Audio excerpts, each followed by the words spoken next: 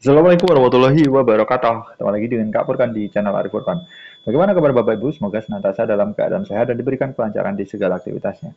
Oke, untuk Bapak Ibu yang baru saja bergabung dan baru saja menemukan channelnya Kak Furkan di sini, channelnya Kak Furkan ini membahas informasi terkini di dunia ASN ya, di dunia pemerintahan. ASN P3K CPNS itu akan dibahas secara detail di channelnya Kak Furkan. Jadi silakan menekan tombol subscribe-nya dulu sebelum menonton dan menyalakan lonceng notifikasi ya supaya teman-teman tidak ketinggalan pada saat Capricorn mengupload informasi terkini seputar ASN di Indonesia tentunya ya. Dan itu teman-teman juga bisa belajar matematika di channelnya Kak Furkon. Di sini sudah tersedia lengkap playlist per materi ya. Nah, jadi jenjang SMP sampai SMA itu insya Allah sudah terbahas secara lengkap di sini. Nah, jadi di sini teman-teman tinggal searching aja di playlistnya Kak Furkon mau belajar bab apa nih. Jadi trigonometri atau turunan, matriks, statistika, transformasi geometri, SPLTV, persamaan kuadrat, tiga variabel dan lain sebagainya, vektor dan lain sebagainya itu terbahas tuntas di channelnya Kak Furkon. Selain itu juga ada pembahasan soal SNBT tiap tahun ya sampai tahun 2025 di sini yang up to date ya kan dari 2022 insya Allah sudah lengkap semua. Jadi tidak ada ruginya teman-teman menyubscribe channelnya Kak Furkon. Oke, di sini ada kabar terbaru dari Prof. Judan Arif Fakullah selaku Kepala BKN. Di sini Kepala BKN meminta instansi tidak mendikotomikan PNS dan P3K. Kacau semua. Oke, jadi ya intinya sama sih P3K sama PNS itu menurut Prof. Judan ini seperti itu. Nah, tentunya ini kabar dari jpnn.com, Kepala Badan Kepegawaian Negara, Prof. Judan Arif Fakullah ini meminta seluruh instansi pusat dan daerah untuk tidak mendikotomikan PNS serta P3K sebagai aparatur sipil negara atau ASN, seharusnya pimpinan instansi memperlakukan PNS dan P3K ini setara, tidak ada perbedaan.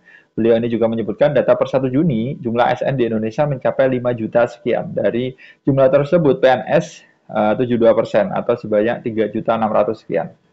Nah, tentunya P3K baru 28% atau sekitar 1.400.000 sekian. Nah, padahal sebelumnya BKN di era kepemimpinan Bima Haria Wibisana menargetkan angka proporsional untuk PNS dan P3K itu adalah 20-30% berbanding 80-70%. Tolong Bapak Ibu Kepala Daerah dan pimpinan instansi pusat PNS dan P3K itu jangan dikotomikan. Nanti kacau semua tata kelola ASN yang didesain pemerintah. Ibu Prof. Yudan Arif Fakulo dalam rapat kemarin ya, rapat dengar pendapat dengan Komisi 2 DPR RI yang ikut hadir para kepala daerah serta pimpinan instansi pusat. Beliau juga menegaskan pemerintah saat ini tengah menyelesaikan honorer melalui pengalihan P3K ditargetkan tuntas pada bulan Oktober 2025.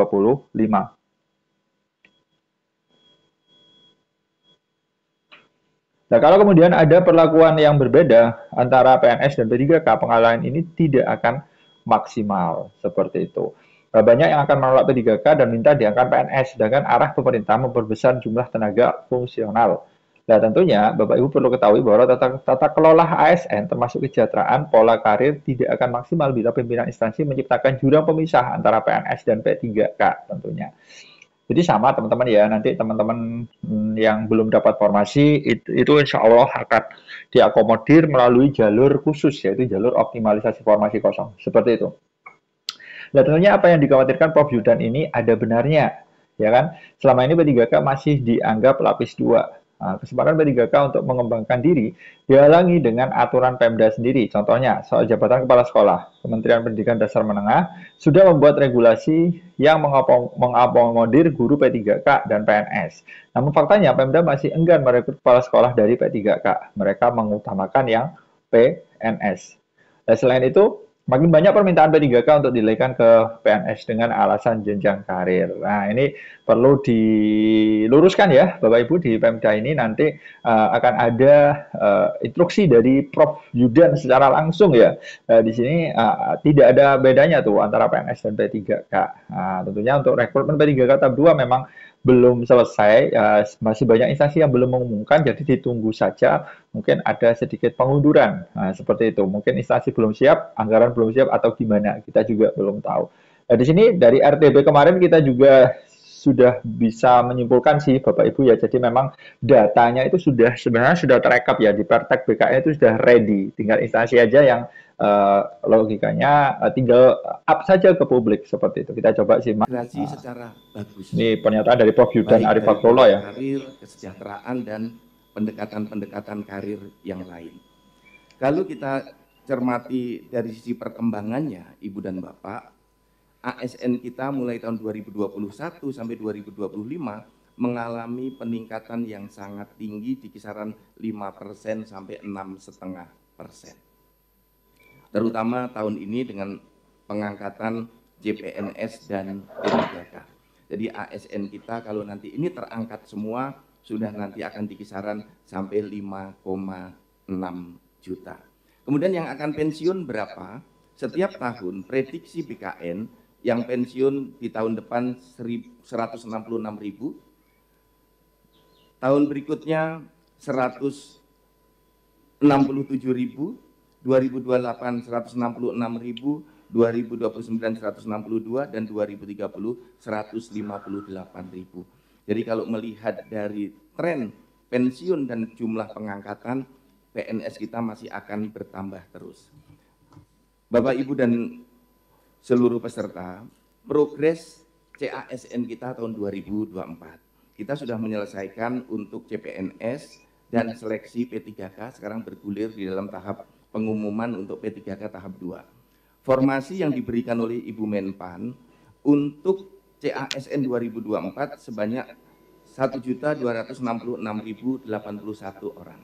Yang terpakai adalah 1.255.056 orang, terdiri CPNS 247.577 orang, dan P3K 1.007.479. Nah, dari formasi ini, Ibu dan Bapak, CPNS hanya terisi 72% sampai dengan saat akhir pemberkasan. Ini terjadi karena banyak formasi yang tidak terisi, baik pesertanya maupun sampai optimalisasi masih tidak terisi. Dari 247.000 hanya terisi 179.000 atau 72%. Kemudian P3K tahap 1, Bapak Ibu pimpinan semuanya, pelamarnya 1,3 juta, yang mendapatkan formasi penuh waktu 690.913 orang. Kemudian sisa formasi yang belum terpakai di tahap 1 kita gunakan di tahap 2. Jumlah pelamarnya 1.075.259, sampai saat ini yang mendapatkan formasi paruh waktu 185.970 orang. Nah, total dari formasi yang terpakai untuk P3K dari 1.007.479 terpakai 876.883 orang atau 87%. Kalau kita cek mengapa tidak sampai terisi 100%, karena ternyata banyak formasi yang tidak ada pelamarnya. Kemungkinan pada waktu Pemda dulu mengajukan formasi ke Ibu Menteri, diberi formasinya, ternyata di situ tidak ada yang duduk dalam posisi honorer di situ.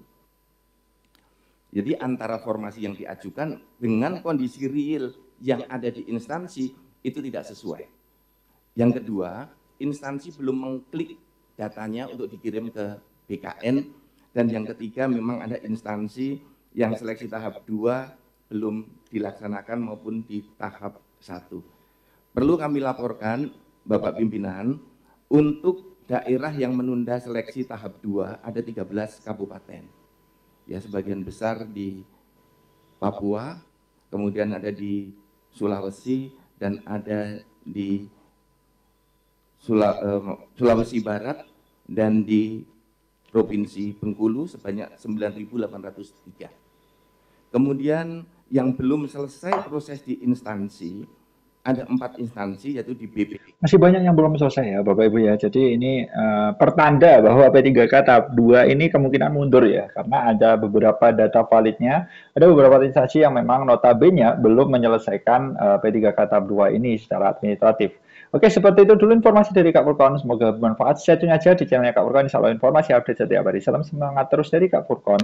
Wassalamualaikum warahmatullahi wabarakatuh.